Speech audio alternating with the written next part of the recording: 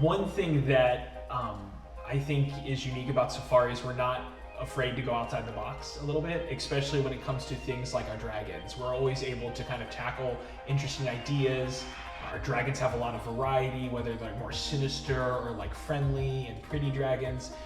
One thing that we've never done though is something like the Steampunk Dragon, which is just so unique. When I saw this for the first time, I could not believe we were actually coming out with something this cool. And it just kind of blows my mind that we're able to bring an idea like that and bring it to life in such an amazing way.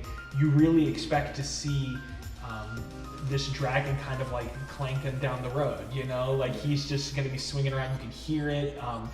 The detail that went into every single variation, it makes it look like it's made out of multiple different kinds of metal. Each one has its own finish. They're all worn in a way that looks so real and lived in for an item that is completely stationary and static. It has this beautiful dynamic pose, and this is not only an item that has never existed. This is just completely birthed out of somebody's head. It's not based off of anything. It's just a completely unique idea. I've never seen anything like it in toys, and I've worked in the toy industry for 7 or 8 years. It really, really is amazing, and I just think, hands down, this is the most unique thing in our line, and hopefully it's the start of many things to come that we're able to build off of this, because I know our fans are going to go nuts for this item, and this is going to be something that's going to be really, really popular. I'm excited for this to come out, but I'm also excited to see what this builds off of and what we're able to go from based off of this.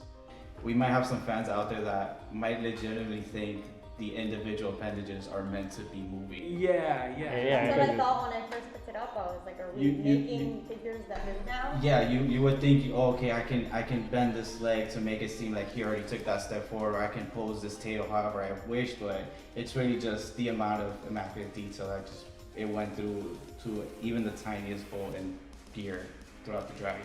It looks like it works, yes. like it looks like it's a real thing. And it looks like, honestly, if I saw it and didn't touch it and lift it up, like it was made of metal. Right, exactly. The paint and the color is so well done. Like it, like you said, lived in. Like it's that oxidized, like worn, like oiled kind of rust. Yeah, like old metal. Like it looks like you find it on the shelf of some like old antique store or something. Yeah, like someone took some bike yeah, and a little motor from some toy like, and built it into something else. And it's done so real, even though it's a fantastical creature, but the actual piece seems like so real that it's almost like deceptive. Like you think it's metal, you think it's clockwork, but it's really just it's what our toys are. It's the gears are meticulously painted.